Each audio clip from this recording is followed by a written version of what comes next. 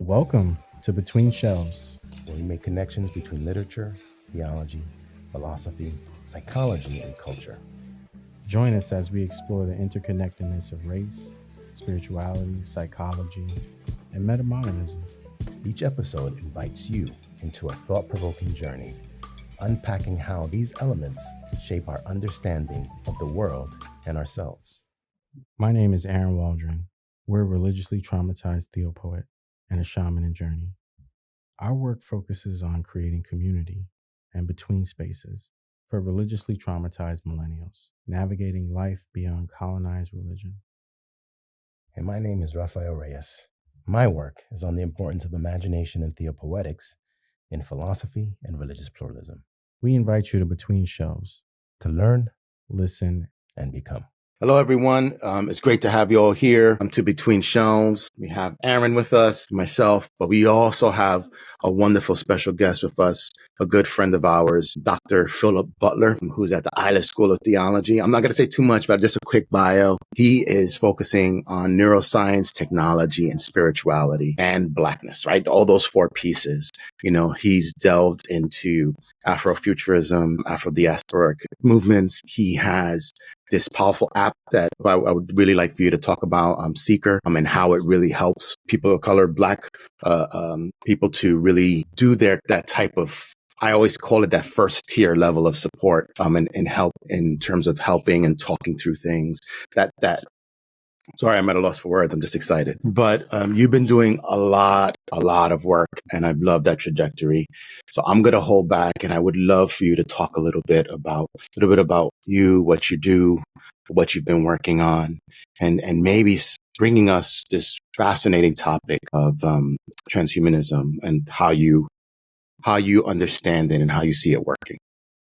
First, I want to say that I'm jealous. I have the shortest beard on this podcast, and so I just want everybody to know that I've been working really hard on this beard, but it is no match for what I'm sitting next to right now. But it's an honor to be here. I'm grateful to share this space.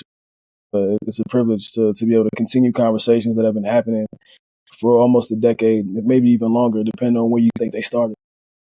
And so I'm going to try to maybe, mill piece this, right? So I think in terms of, right, this transhumanist piece, so like for me, I start with Nick Bostrom's conversation, or at least the definition of, like, it's a paraphrasing, right? A transhumanism is any, right, use of technology to augment the psychological, spiritual, physical and intellectual. And his is less about the spiritual, more intellectual, physical, and psychological.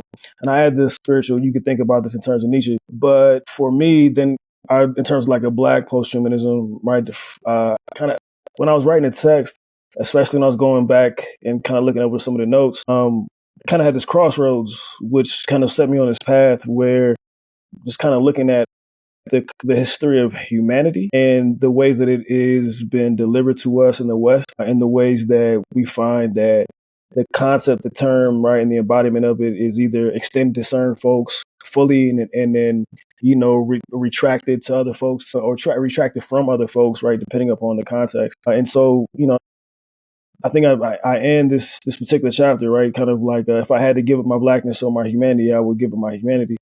Mainly because for me, the term human in this way, right, becomes an extension of white supremacy. But given, this is me writing in 2018, 2019. So like now, if you look more closely at it, I would also just maybe argue, right, that humanity is more so a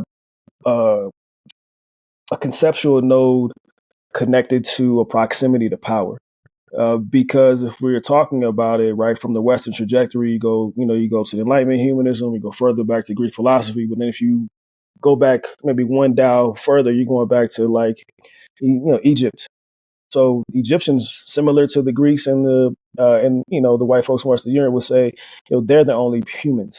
And so anybody outside of empire, right, anybody outside of a dynastic space, right, might be considered less than human because they're not a part of a particular kind of power structure.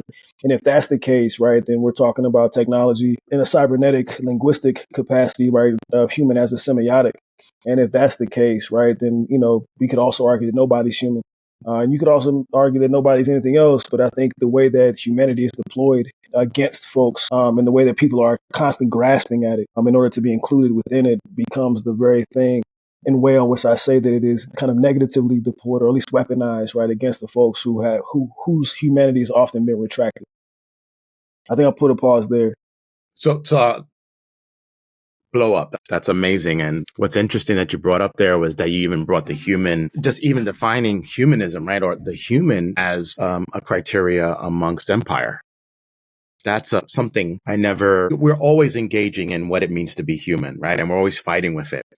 But it's always a term that is brought about by empire. And whoever has power has control, and then thus has control over defining what does it mean to be human. And I think we're seeing that even now in our struggles, right, with the Constitution and current administration. They're defining what it means to be human. Who's the human? Who's allowed here in the United States, right? And they're also defining that by its use of technology, right? If you don't have this certain account, if you don't have certain access, who has real power to it, you know, that the fact that they've stopped everything and it's being, you are not human, you don't have power, you're not really in this space as I am, and I have control. So I just wanted to thank you for that pause, because that is a pivotal thought, that this term human is still co-opted by, and even if we have these attempts to decolonize it, they still have that control. And so even letting that go, the thought of letting go, even the term human, is interesting. Now it threw me off a little bit. I'm not gonna hold you, and I think in many ways, I think it was also very freeing, right? Because it's like if I don't have to keep trying to like be let into this particular club, right? Then my possibilities become that much more exponential. Because I'm not, I think it's Ames is there, and you'll get, Fred Moten that'll repeat this, like this refusal to be a singular thing. And if I refuse to, right, be, confounded or confined, right, to the constraints of humanity, right, then I can live into whether you call it my divinity, even my, throw some people off, right, but even being a demon or being something, anything like good, bad, ugly, whatever, my capacity becomes limitless in that case. And not to get like jump too far ahead, but like the work I've been doing, as of late, and where I find myself now is within this post-humanist space. And so, like, even when you talk about the Constitution, maybe think about the term "we the people." And so, what I've been doing lately is differentiating between humanity and personhood. And where we talk about like humans are this, if we're talking about humans as a technology, a cybernetic and symbiotic, technology, right? That's meant to create boundaries around people's imagination and their minds, then a person becomes a local and complex thing. It's not a universal construct anymore. It's not something that has to be one particular thing or that people have to contort to fit within, right? That you can be as complex, right? You can be as varied, you can be as different as you need to be, living into whatever it is that you are. And I think being a person or living into what it means to be a people, I think it's even more grounding within the land, within ancestral, stuff that's the people, I think, is a much more clear talk about what it means to be somebody in connection and being somebody that is tapped in, not only to their own body, but the social and relational aspects of who they are and where they find themselves. Aaron, I don't know if you want to go in, but I did want to highlight something there that's really interesting. One of the things we've been doing in our podcast is really talking about metamodernism. Oh, yeah. And metamodernism, in a nutshell, really tries to do two things. It understands we can't do modernity well. We can't do it anymore. But we can't do postmodernity as well because of something that you mentioned, that the person becomes a complex thing. And one of the critiques metamodernism gives of postmodernity is if you're everything, you're nothing. And so you have this complexity but the way you bring it about, is interesting and something I've been fighting with. It's like, no, there's still some real good stuff in post-structuralism and postmodern thinking, and that we are complex beings and that we shouldn't put ourselves in this little box and stay within this category. That rather, it's we become as necessary in the spaces, which also allows us to get away from it, right? Because if I'm only this, that's a problem. And so I guess the question is, do Is this where you get your fascination or your movement into Afro-futurist spaces and things of that nature, or does it lead you to somewhere else? So this is like where, and I'll say this, and I know that, people are like, this guy keeps saying this weird stuff, but like, I said that, black transhumanism is undergirded by black posthumanism. But I've been spending this time really like the last 4 years unpacking for me what this black posthuman space is. And when you talk about getting into this Afrofuturism space, for me, like when we start talking about this in terms of complexity, one, I actually want to do a real quick stop on this everything into nothingness. I think the journey into nothingness is actually a really beautiful journey, right? Because not only can you be everything if you wanted to, but if you know that, then almost you allow yourself to be a tabula rasa in the sense that you're waxing everything that is temporary off of you. And anything that you can be is something that you maybe won't be later, which suggests that you can move towards nothingness and still be embodied. But also the things that you are very particular because of the body that you have and the genetic structure and histories and everything that you got. At the same time, moving toward this Afrofuturist space, like for me, it's like being Ronaldo Anderson, who I part of, he's been leading the BSAM movement for a while, man, kicking it with him since really 2018. And he'll define, at least he has defined Afrofuturism as being able to see anywhere that you're able to see yourself in history.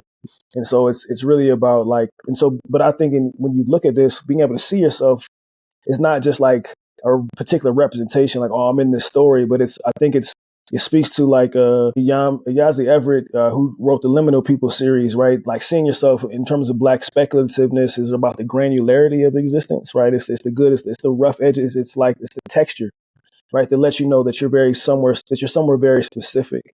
And I think I was having a conversation maybe about close to a year ago, and people were like, well, everybody, kind of argues about these particularities, like the tip of the pyramid. And I'm like, I would think that that's where the magic is, because if everybody can speak in a broad sense, then you're not really materializing anything. When we talk about the granularity, you're talking about that, like the very, very tip of the pyramid that allows for materialization or manifestation to occur. And I think that that's the space that we have not spent enough time with, because it requires us to do and be something different than the historical constructs and limitations have allowed, because it looks too much like magic, or it looks too much like playing God, or and so in that sense, like there's you got to have a willingness or an audacity or a boldness, right, to step into these spaces that people refuse to inhabit. But in their refusal to inhabit, you could argue or question whether or not that refusal is what's not giving us, right, the very things that we're looking to manifest, if that makes sense at all. That's powerful. And you brought me back to my Whiteheadian stuff. Yeah, he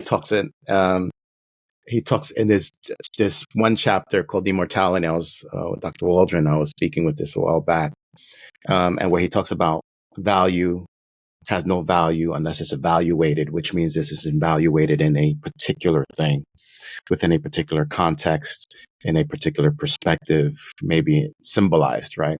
And so it seems like you're saying this in a very real way, right? Looking at that detail, looking at that pinnacle, looking at the material. Unless that's materialized, you don't see that supernaturalness within it that makes it so special, so much that we want to focus on and say, hey, have you seen this?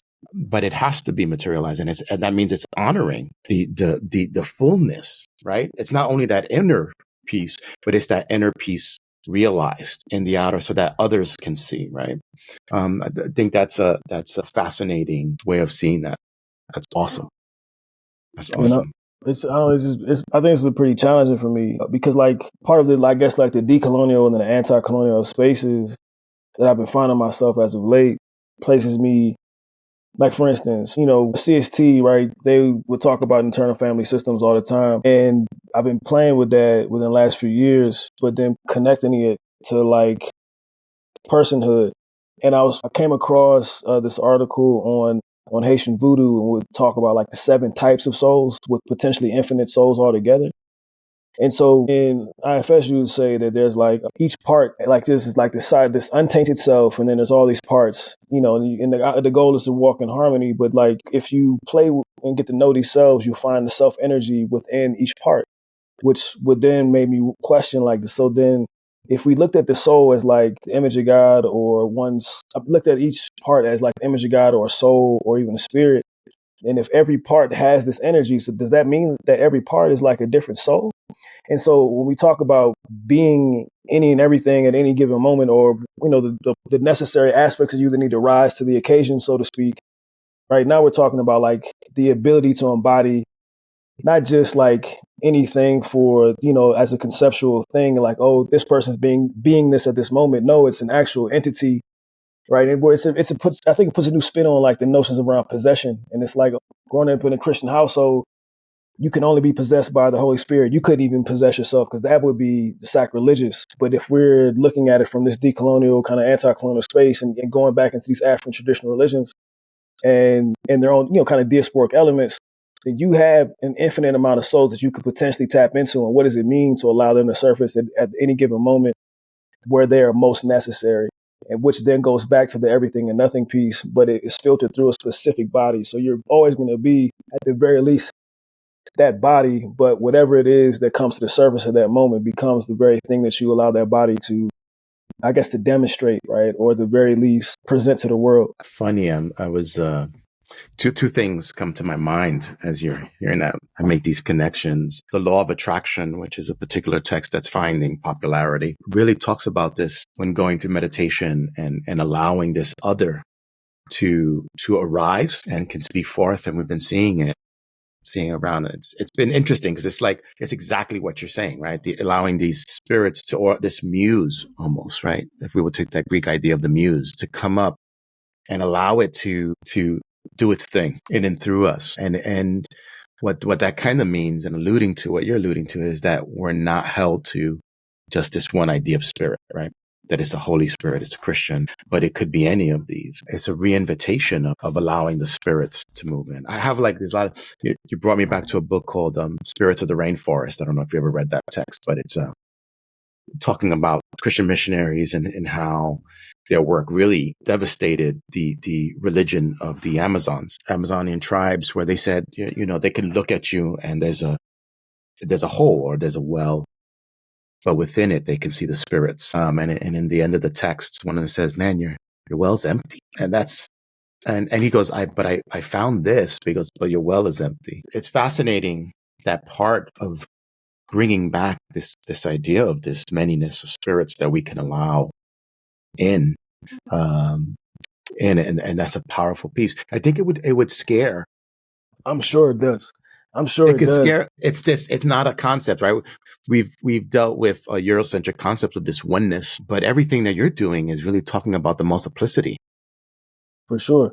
Of our singularness, right? It's like in this space right now, there's this multiplicity. Yeah. And I think one of the beautiful things about it is like, if it can come up in you, then it's a part of you. And I think that's what people are afraid of. Like, they're like, oh no, you've been possessed by something. No, you've been possessed by something that has always been there. And, but I think the beautiful thing about it is, like, it's one thing for it to take over. And you could argue that, like, anytime you have a strong emotion that you lose control, it's something, you're being taken over by something. But I think the beautiful thing about it is if you get to know these different parts of yourself, then it's no longer like a taking over of something I don't trust or I don't know. Right. It's a handoff, so to speak. And it's like, oh, I know this thing. I know this part. I know this, the spirit that's coming to the top. And I don't have to police it in the same way because I trust it, because I've spent time with it. Right. Because I spent time with myself. And I think in the very transhumanist way, like, it's a particular type of technology, going back to what we talked about in terms of the early definition, right, of like the spiritual augmentation, right? Because, in a quasi or semi, right, practical sense, like, depending upon the situation somebody's in, right, their body responds very differently. Like, when you see mothers lift cars off of their children, right, or people, run much faster than they normally run, or jump higher, whatever it is, depending upon the context, right, you could argue that, something took over in that moment. And so the question becomes, like, how much of yourself do you know to not just let that happen under those duress moments? What if you needed that in an everyday moment? Something that seemingly what might have been frightening, 5 minutes ago, but because the multiplicity of yourself and the various aspects of who you are, all right, it can come to that surface right now and not have to be a life or death thing. Because I'm talking about chaos. Yeah. Oh, go ahead. You remind me of the little work I did with my dissertation on religious trauma, Mm, and how, for myself, experiencing my own religious trauma, we had to explore Jungian psychology mm, and really look at these psychoanalytical concepts and ideas. And it was so interesting how the theories of archetypes came up. And what you were saying is very similar to that, just through the psychoanalytical term, how we have these many selves, part of become whole. And there's a part of ourself that is the shadow. And we struggle with understanding, how do we have a relationship with that part of ourself? And so we have, in particular religions, monotheistic religions like Christianity, the tendency to teach people that the darkness is bad and stay away from that. So then when you're looking at it from a psychoanalytical term, you're saying, well, the shadow's not necessarily bad, it's just misunderstood. And so then, like you are doing, this decolonial journey is about stepping into the abyss, that darkness, that unknown, and saying, wait, it actually isn't that bad. This is more connecting, maybe feels more like home, because at the end of it, theopoetically, we've been stolen from our homes, by these imperialistic colonial structures, But I love what you're saying, and you're implying here too, because we're in a digital age. And what does that mean in terms of data, being online, information, our experiences, like right now, what Meta has access to our photos and all these things of our lives, but we produce that data and we upload that data, and we loved what you were talking about in a paper you did, or article, that a journal article you published. And it was amazing talking about these things, such as like the technosphere, and this concept. Is it possible that you could break that down or explain that, like this technosphere and all that? you might have to remind me what I was talking about. I ain't gonna. No, but no, and I'm glad you're bringing it back. And so, like, I think that some of this was like important in terms of laying a foundation, right? But the technical piece, like, this is more every day where everybody kind of hangs out, and so like I think in a nutshell, when we talk about this technosphere, we're talking about like this, I guess, this container of our various digital, right, and even quantum selves, depending upon where you exist on that space. And it houses, like you said, these various iterations of who we are, or at least who we present to the world. And so, I think it gives us the opportunity, right, to not only navigate different spaces, but I think it's also a way to talk about a different world altogether, right, that has different geographic I love the word constellation, but I think it's different geographical kind of points, whereby you could say like Meta is one, or X, X is another, or whatever, the places that you hang out are. And each of these become, a chance for you to either replicate what you are across all of them, present different, versions of yourself across them, but each one of them is going to be representative of, at the very least. Now, what I mean by representative is it's going to extend out of, right, the way that you want to be seen. Because I think in that same article, you're probably talking about like was it the one that's talking about like a code of ethics or a way of life, something like that. Yes. Perfect. And so, like, for me, in this sense, like, this is where. So this, I think that was like one iteration of my definition of spirituality ago, right? So, like, in this sense, spirituality is like your code of ethics. It's the way that you actually live your life. And so, like, if you want to like be provocative, but also, clandestine, then you're probably gonna, put cryptic stuff out on the web, but also like, maybe say things that garner some type of attention, at least the type of attention you think you want.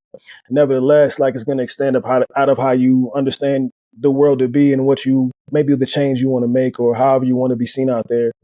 And then again, on another platform, it may be a different iteration of that, just so that people don't get, maybe too comfortable, or at the very least say they know who you are. But I think even as a part of this, like, your way of life is going to dictate. And then I think your way of life is different from your proclaimed or professed like faith tradition. And I want to be clear about that. Like, it's one thing to say that you're a part of something, and something, but I think, your actions are going to be very much indicative of what you actually believe in and feel. And you could say that people are putting up smoke and mirrors, and you could, which I think is a different conversation altogether. But nevertheless, what you're going to come up against is people's chosen way of life in conversation with the mediums that they engage with. And so that's kind of like, yeah, what that is. And it's funny. No, that's awesome. And when I said awesome, is like, yo, to see the writings and then hear people talk back about it, but realize where you are at this present moment, maybe not be the same space. With that, it's interesting how we translate who we are into information or data, which is, I think, what you're kind of saying. And then so when you are replicating yourself in these spaces, the fact that you're saying that we place ourselves in a certain way to say how we want to be seen, right? And that's branding, right? That's just marketing. If we do that in a nutshell, as branding and marketing, but even in those spaces, we seem to be co-opted because they're saying, okay, you got to present your best self, and this is how you do it, and reducing us to it. And I'm jumping in. I sometimes want to say that there's a loss of creativity and imaginativeness once we turn into information, but then we look at best practices, because it doesn't allow for that type of growth. I say that as sort of like this danger of sort of these constant repetitions. You're not doing that in your work. I just, but to talk about, that this move into information kind of puts us in zeros and ones, and then we look like the same. And actually what you're kind of saying with that is saying, no, we are multiplicity. We are zeros and ones. We do have that layer, but we can highlight these specific zeros and ones, these specific bits of data, and say, that's awesome.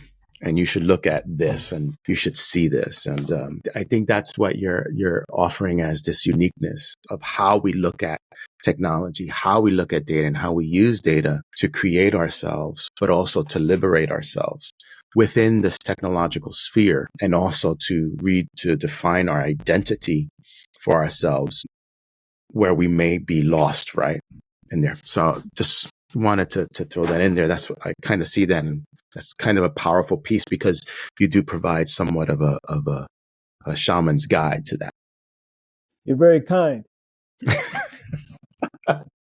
And I think so like I think in the last piece I put out, it's in the Georgetown Law Journal, and it's on I think Blackness and Web3 technology and data ownership, right? And so in that one, we're looking at like what it would mean if we were able to have data covered under the law as an extension of a physical body. So anything that you would do to the data, you would have to treat it in the same way as a physical body. So like, what does harm look like against data? What are data rights? Can you kidnap it, right? Or entrap it, or, whatever the way, whatever that looks like. But as a result of that, right, any echo of your presence on the web or whatever, right, becomes something that is not only owned by you, right, but is an extension of your physicality, right? Because physical movements, whether it be a tap or a walking around or whatever it is, right, these are the things that have become tracked. And so, yeah, it does become, a type of, kind of 1 and 0 in a way, and these are your ones and zeros. And so in that sense, right, I think this is kind of what, to your point, like this is where the agency comes in, because in terms of complexity, right, and creativity and specificity, right, everyone's ones and zeros are not going to be the same. And so even when you talk about marketing to specific types of people, you're also having a conversation about like, like behaviors. And so it's obviously not going to be the same person, but these are people within this particular demographic who engage in similar enough behaviors that we could probably market this thing to. And so I think even as a result of that, the question becomes, right, if you were to own your data, what kind of beautiful things might you be able to build? Like, even if you're not the most technological person, right, or technical person, you'll be, like I think that the short story that we give is connected to another short story, and I think in the Critical Black Futures text. But the idea is that, right, if you own your data, you almost would have to consider a sub-economy whereby anytime the data is traded, you'd have to find a way to benefit that, whether it be, a few cents here, or access to, your light bill, utilities, or whatever it is, right? These are ways that we might be able to change the future simply by engaging in a data economy and being able to let everybody literally everyone, right, have the capacity to do that. So, I mean, when you already have children on the web, like, giving the parents maybe making their singular profiles or whatever, in that same scenario, it would be similar to like a parent opening up like a college bank account in a sense, because not only are you going to a specific institution, but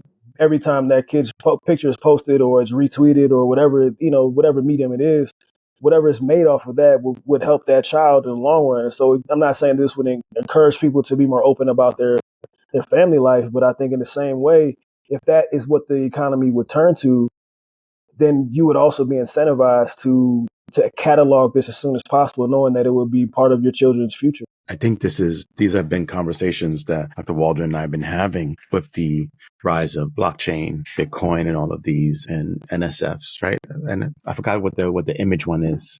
Non-fungible.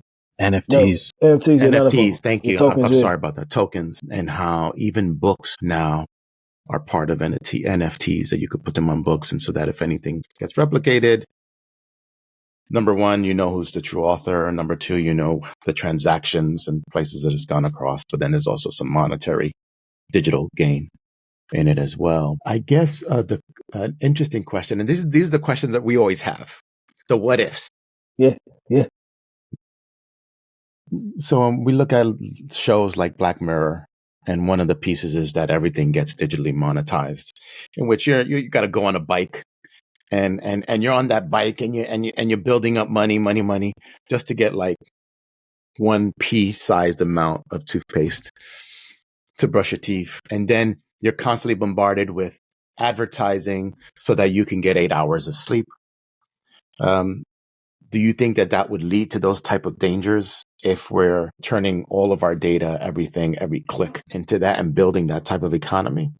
Because I think that's where that could lead to if we maintain the same form of capitalist framework or neoliberal framework that we're existing in here in the Western world.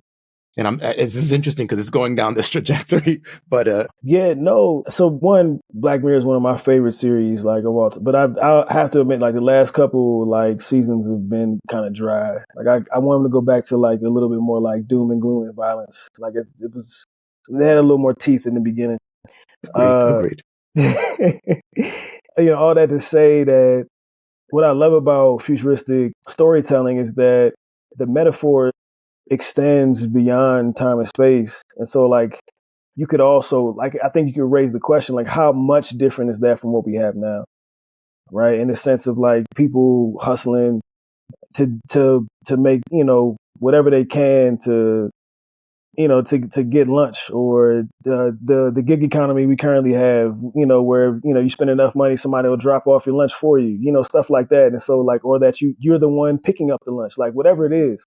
And so like the larger question becomes like, how much of that particular metaphor and cycle do we want to break and change? Or how much of that are we afraid of, which would suggest we're afraid of our own reality because we haven't necessarily taken the time to consider how close we are to that in the everyday decisions and choices and, what kind of loops that we find ourselves. In this thought-provoking episode of Between Shelves, we dive into the transformative concept of Black Transhumanism and Black digital identity.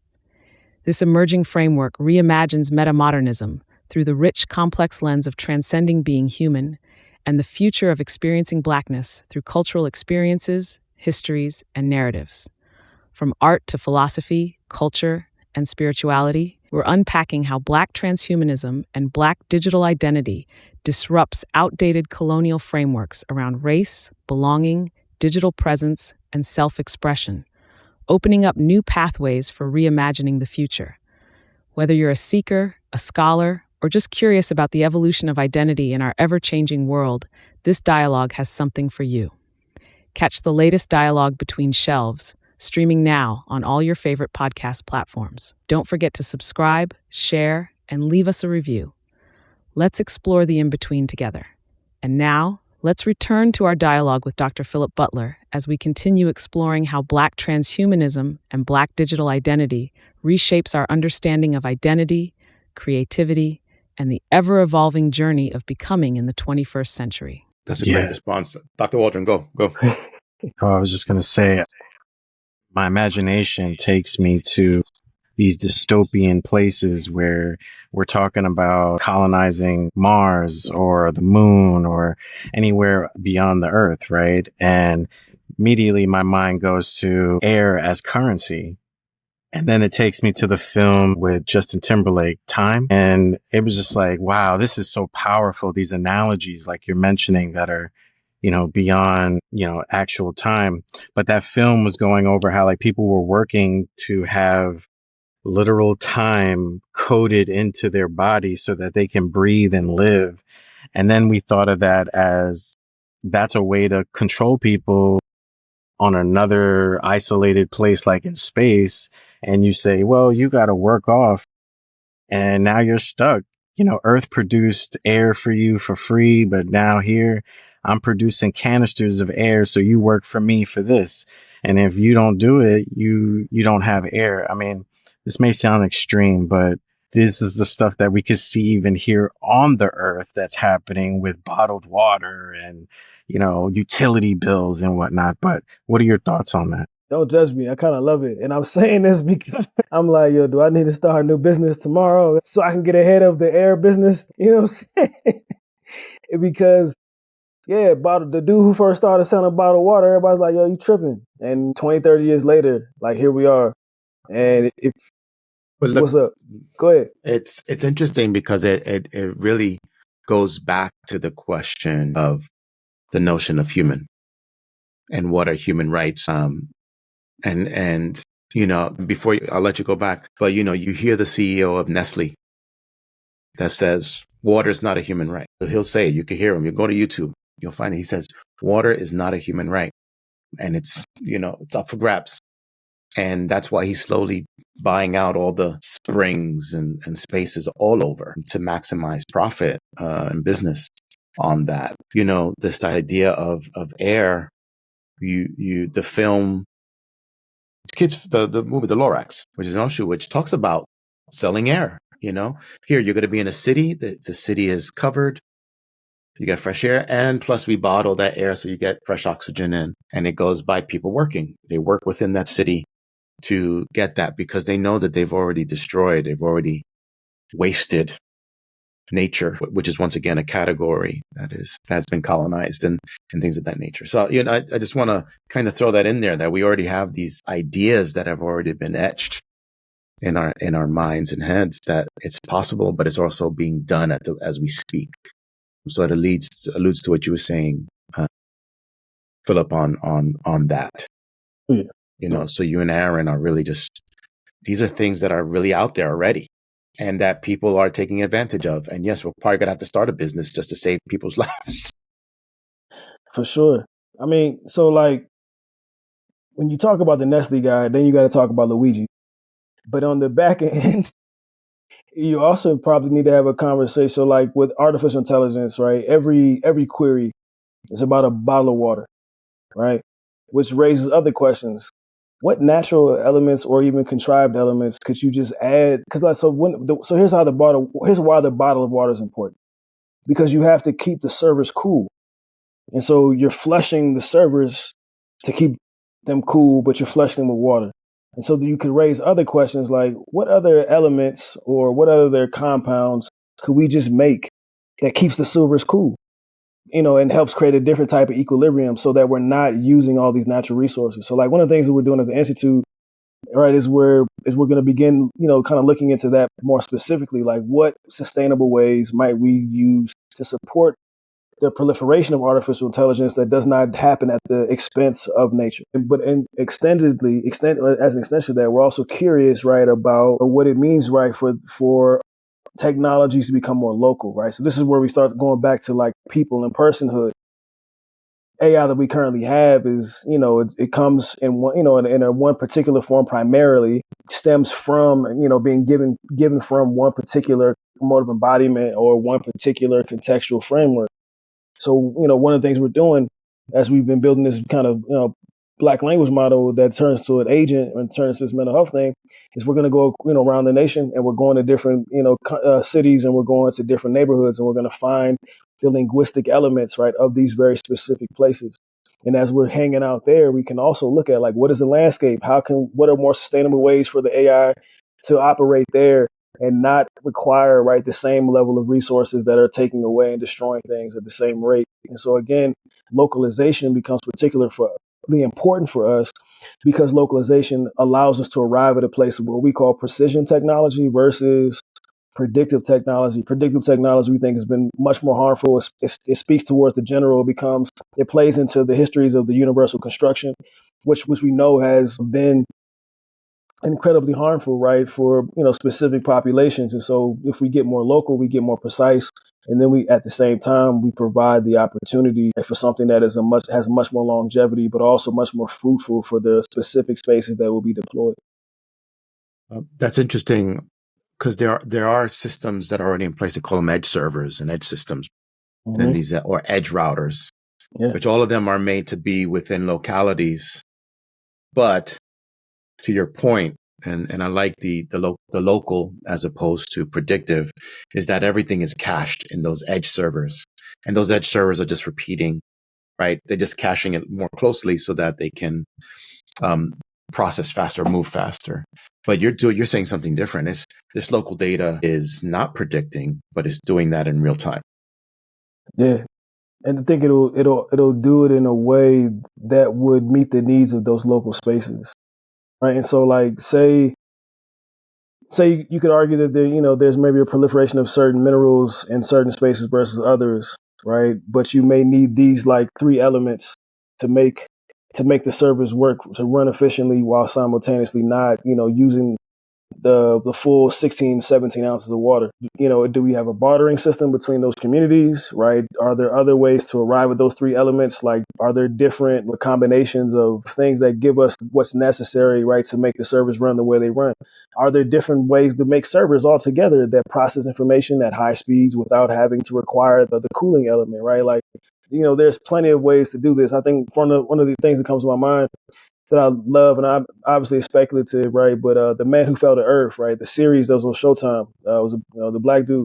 What he brought, like, he finally opened it up, and it was like this quantum flower that was able to be not bound or controlled, but it was able to be harnessed through the element of like jazz music.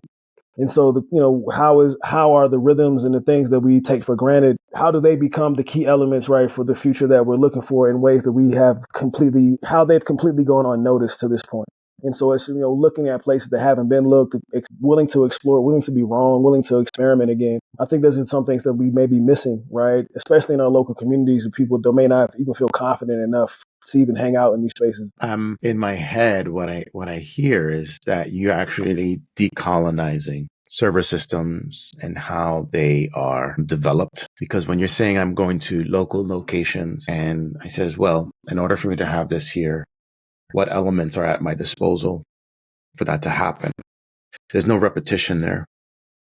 And you're talking about bartering. All of these terms are decolonizing, decentralizing, and many would consider that dangerous. I mean, I think it's more important to be dangerous, right, than it is to be anything else. And I say this, right, because I don't know, it's just you're not going to get where you're trying to go by playing it safe. And I think people have been doing that far too long. And that's part of where I think I arrived at this thing about, being willing to do away with humanity. Because I think it has become the very linchpin of our reality. And it becomes the thing that it becomes less questioned than God. And even to that point, when we talk about like a humanistic framework, like God isn't at the center, right? Humans are. Mm-hmm. Because God doesn't need a second chance. God doesn't need to be fixed. God doesn't need this, has the same needs. God doesn't even need protection, but people need, or humans need protection. Humans need second chances. Humans need they need these elements, right, to help sustain their life, right, in the ways of life that they're used to. And so when we talk about religion becomes another, it's like you have this body that is encapsulated by, whatever features make it happen. But then when you put other bodies together, similar or dislike, then you need, something to tie them together. You could argue this is like culture. And then you add like elements of religion, and then you also like identity. All these things become technologies that help promote right? The safe passage of these things. But the problem becomes when you meet other folks who may not be, who are more dissimilar than, and so the question becomes, how do we, preserve ourselves against this? And I think this is where we find these socially constructed technologies and how they become that much more dangerous. And if people are constantly trying to buy into one social technological construct over another, all right, then they give away their freedom. They give away their ability to be dangerous. They give away their ability to at least embrace the type of chaos that's actually out there, as opposed to succumbing to the chaos that they find most readily in front of them. Kind of glad that you segued back into religion. Because the question I was asked is, what does this all mean for religion? What does this all mean when we're looking at it from this religious perspective? And I think you're kind of slowly defining for you what is religion. Can you talk a little bit about that from that Black transhumanist, perspective on what do you understand as religion? I'm still trying to figure that out. And I say that because, like, I don't know, I think I like when Paul talked about, like religion as the bonding agent, right? The thing that keeps everyone together. Then now you're talking about culture, or now you're talking about, government, politics, or identity. And so it's like, I don't necessarily think religion is what people say religion is. I don't think God is what people think God is. Like I think we're like, there's like people throwing things out there and hoping it sticks. And things have stuck longer than others, but they've also done so in very harmful ways. And not saying that you can like avoid like harm at all costs, but I think in many ways, I think that would be in many ways what we're talking about is like, I think the things we devote ourselves to, the things that we're disciplined by or disciplining ourselves into, right? And I think this becomes maybe our understanding, not our understanding, but I think in an implicit way, what we find to be religious, or what holds religious meaning for us.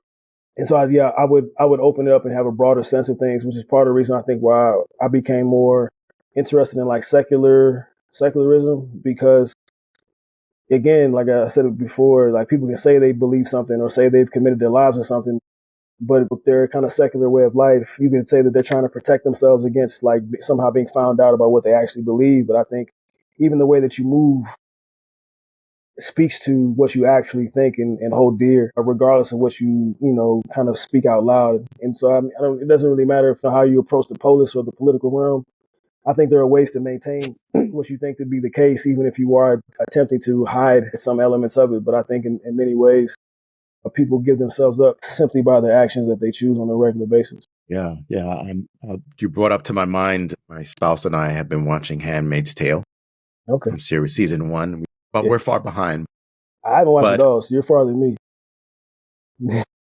But what's interesting is even those that have developed this governmental system and everything like that, they don't believe in it because they still have desires of and do it in the hiddenness. So they show face, but in the crevices, in the dark, in the closed doors, they do what they really want to do. But they want control. They want to have, and it brings forth the premise that in order for me to do whatever I want, I got to make sure everything else is under control. But with that, I was reflecting a bit on the term religion and how we've seen it, and the way I've been thinking about it and seeing how you're doing it is, in the past we see religion in two ways. We're either holding on to traditions, or religion is really a progressive journey that opens itself to whatever emerges out in our present spaces, and it looks like that's what you're kind of leaning towards. In that, with the incorporation of technology, we need to be fully involved when we're in our context. We can't hate our context. We need to be fully embracing that context because that's who we are, and that shapes who we are, and the divine is seen in that. And you want to kind of show everyone that from this perspective, the divine is realized. Yeah, I think for me, this is kind of where I hang out with spirituality over religion. I think it's been more, true to, and that goes back to like, code of ethics, a way of life. Like, And so I'll give you, so right now when I think about spirituality, right? So that was like, maybe one iteration ago, like the current iteration that I see it as, I think about it as like I guess a good metaphor would be like the Marvel timeline, where you have like this, looks like something in deep space that looks like a neuron lighting up, but it goes in all these different directions. So you got one stream, like, and I'm not saying it's linear, but like all these different branches. For me, I would argue now spirituality is like the attempt to weave together every branch of one's life. And so into something coherent. Like it doesn't have to be singular, and but it's something that the person understands. And so we move from, I think in the first text, like this idea of that thing that connects you with what you hold most sacred. So I think what you talked about maybe a little bit earlier about like your code of ethics or your way of life, to like now it being like the way in which you weave together every aspect of your life into something coherent for you. I'm going to tell you, that's Whitehead's religion in the making. I'm just letting you know that. That's fine. Listen, okay. No. What you're saying is beautiful, because I'm not saying it is exactly 1-to-1, because I would never say that. I'm saying, wow, I see resonance in that. But I think that's awesome. I think that's awesome. The way you laid out.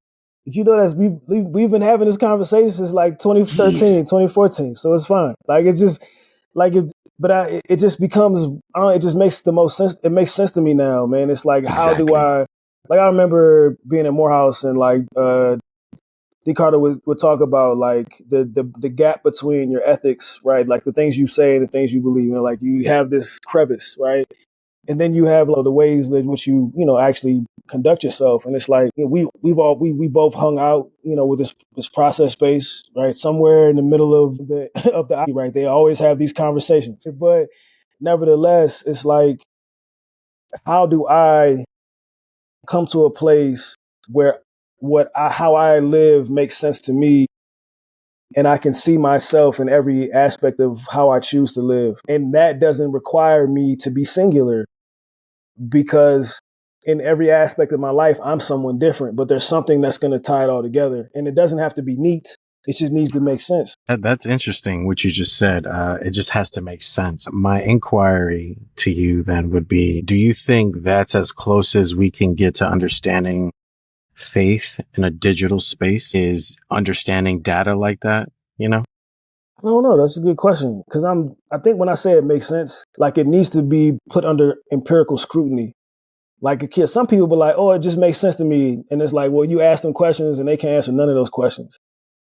But if you're asking them questions and they're willing to go down the rabbit hole and they arrive at something, and knowing that whatever they've arrived at today may not be what they arrive at 5 years from now, then I think then there's some level of continuity to that I think is much more congruent, right, with like I've arrived. And I think that's kind of, because like, think about how many times you've behaved in a way that is not in accordance with how you think you should act, and the shame and the guilt and the frustration that comes with that. But the invitation that I think is being offered is like, yo, how much time have you spent with the part of you that felt like it needed to act like that? Yeah.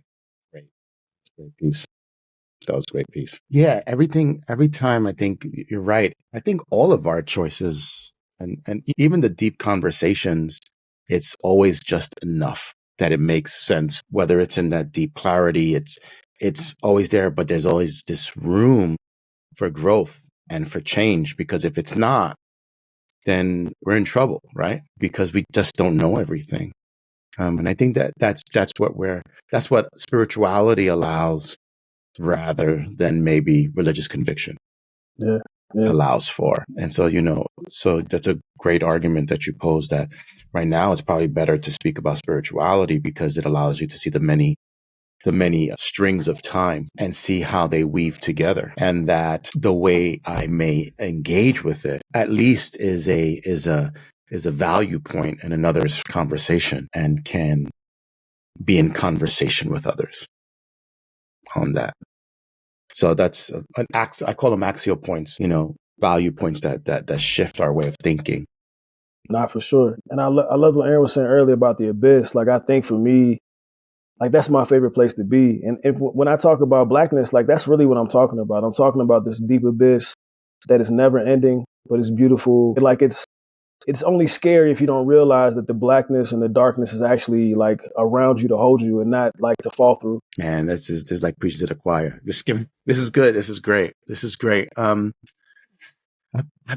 looking at, I wrote some notes down as you were talking, but I'm still intrigued a bit about this thought of Black transhumanism, because we had another guest, Garvey, and he was talking about, it wasn't transhuman, it was on Afro-Futurism. And he goes, I had to move away from Afro-Futurism because it was a pushback to futurism, which is a colonial term and response, which does not have Black futures in its trajectory, or Latino futures, or any other groups, Asian futures. And, there's a reality to that, because, if we look at Western films, dystopian films, very rarely do you see people of color. And if you are, they're either bad surviving or they've been co-opted, and they're not the heroes of the film. And so in one essence, Afrofuturism may be a response, but another way it's falling into the same trap of futurism, and you're still maintaining that battle within those colonial spheres. I think that's interesting. So like, I think one of the places that I'm also coming to right now, or as last couple of years, has been like there is no center, right? And so if there is no center, then me centering myself is just fine. The problem becomes when I say that you don't exist at all, right? And so like, I think Afrofuturism and even Black Transhumanism becomes important in this way, right? Because it's a part of a larger dialogue of centering Blackness and Black stories. Like, I think about like Lovecraft Country, or I'm trying to remember, there's a couple other ones that come to the top of my head, but like, you get to this very edge of like something new and something very Black and something very futuristic, and whiteness would have no particular place of import there, and then it loses its funding, all of it, like, or just gets canceled. It's like, you don't want to imagine that.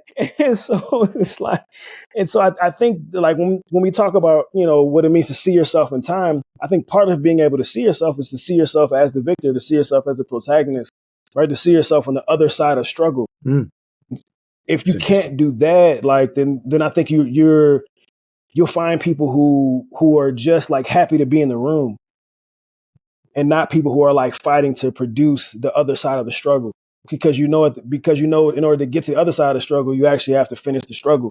Like, I had a conversation with somebody not too long ago. I was like, I'm tired of like this, like people who just like, we're keeping on. I don't like the keeping on fighting thing. Like, bro, I want to enjoy life, bro. Like, I want to be in a place where this is over with, not in the sense that like we're no longer struggling, but that we won the battle and now I'm able to enjoy the fruits of the spoil. Like, I want to be on that side. And I don't think that if we don't, like, I think the likelihood of that taking place in the way that it should is diminished in some ways when people can't even imagine what it's like to have won something, or to be at the place of rest or reimagining, right, when all the dust is settled. And so, yeah, if there's no center, imagine yourself there and see what that's like. That's deep. That's deep. As you're talking, I'm thinking for myself, like spiritually, when I'm meditating, I'm always thinking of like the Tron movie, like, and like this real digital dystopian world, but the way you were saying or describing this is so fascinating, right? Like, to try to imagine a future that colonialism is not in charge, and that is hard, but you're right. If we're not fighting to at least imagine that, we're not even trying. And that's crazy. So, and I think the other example would have been the same one I went to earlier, like the man who fell from Earth. Because remember, at the end, they won. And then in the off season, she was nixed. Like, you can't even imagine a world where the Black family gave us like the key to quantum fusion. Like, that's crazy. You got quantum fusion. Just enjoy it, bro. So, on that note, this is why, you see in a lot of Asian films is challenging Western notions and understandings. If we were to just highlight like Chinese films, Chinese films always has this unified response because they're directly challenging the hero notion in Western responses, that there's this one person that saves the day. And so what they do in Asian film is that they have many people saving, man, woman, different countries. And they're slowly trying to envision a world that is non-Western. But we constantly on this side keeps knocking that off. Luckily, Netflix, probably one of their famous films are Asian films because of that. Because they want to honor that, this sort of like diverse framework and their diverse population, and those ideas are getting in. They're gaining prominence on that. So, but you're right. I think that's fascinating that you're saying that the show gets knocked off when the Black family provides this resource as a response, as an answer. People don't like that. And we need spaces, you're right, that allow us to continue that trajectory, continue where we left off and provide it. That's true. That's awesome.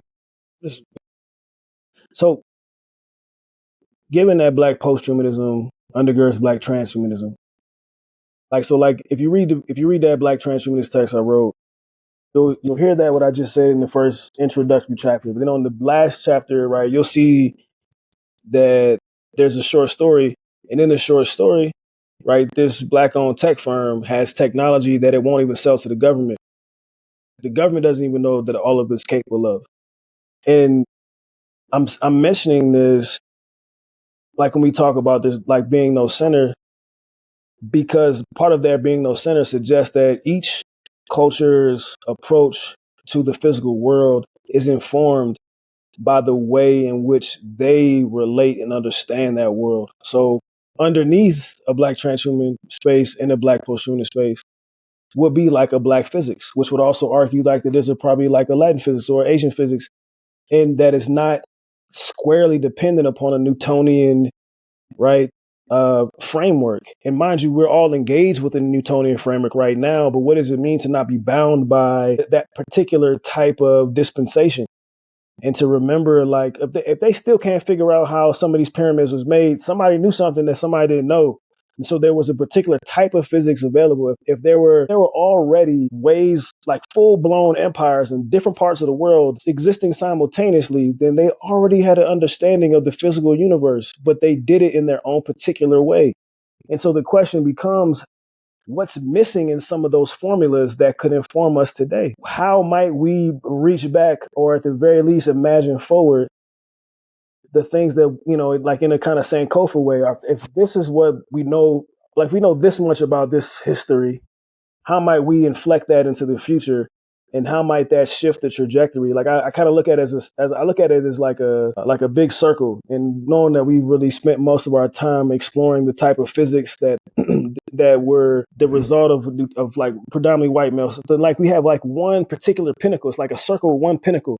But if we look at the entirety of like people as like all the 360 degrees, what happens if we have spikes everywhere else?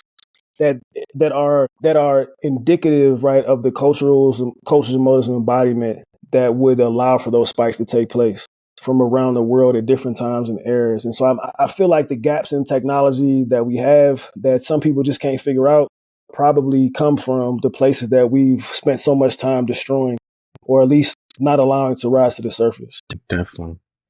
Just to wrap up, this is an amazing conversation, but I just wanted to add, because you just brought up more of another question. Do you think that the deliberate editing and controlling and categorizing of information and data around the world is still a larger function of colonization that is now working beyond the physical human experience? Say, like with AI, now that we've touched it?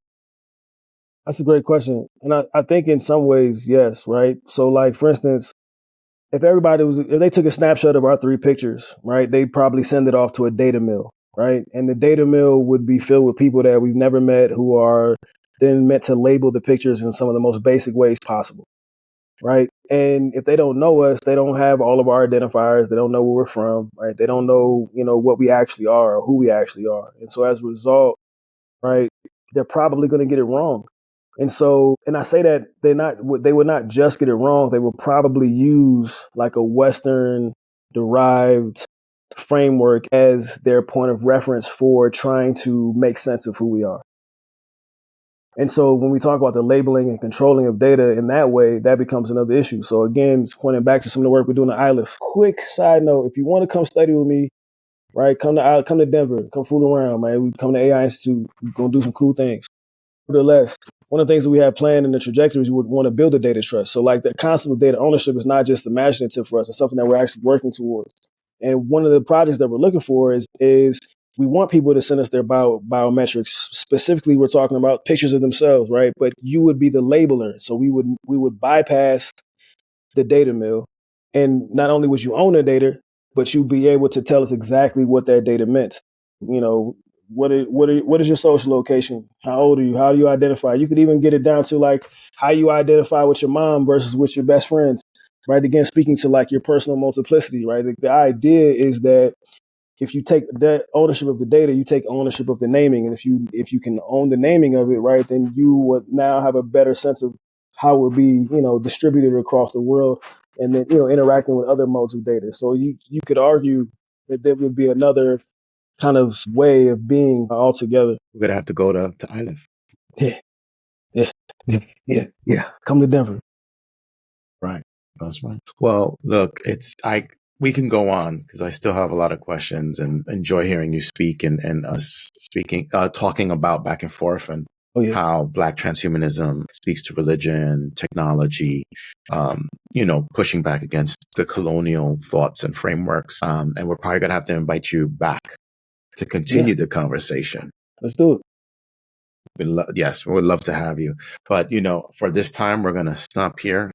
Thank you, Dr. Butler, for joining us. It's truly been an honor having you with us and for expanding our minds and helping us to think a little bit more how technology is just changing the way we think, but even more so how it's shifting the religious landscape and allowing us really to expand our minds and seeing how this interweaving, this has been probably my most interesting image, is this interweaving of just spiritualities and, what becomes of the divine, what becomes of who we are, that we are spiritual beings. And what does that mean? And how do we allow ourselves to be in control or to be able to hold on to that data, right? That spirituality is data and saying, no, this is who I am.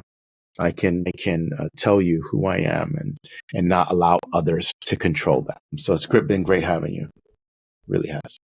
Yeah. Honor, man. No, I was going to say it's been an honor, and we definitely should have you come back and invite Jermaine Marvel to the dialogue. This would be an interesting. That's it. Jermaine mix, Marvel. Because he's doing the Black metamodernism, and you're doing transhumanism, Black transhumanism. There needs to be some sort of discussion to help each other understand maybe concepts to strengthen your own works or something. But this was powerful. Thank you. Appreciate y'all giving me the opportunity to talk through stuff. This is it's always fun. You get to, different things get to be inflected and you get to pull stuff out, right, that been bubbling at the surface for a while. So I'm grateful to share the space with you all, man. It's been a pleasure, man. Yeah, I really love being here.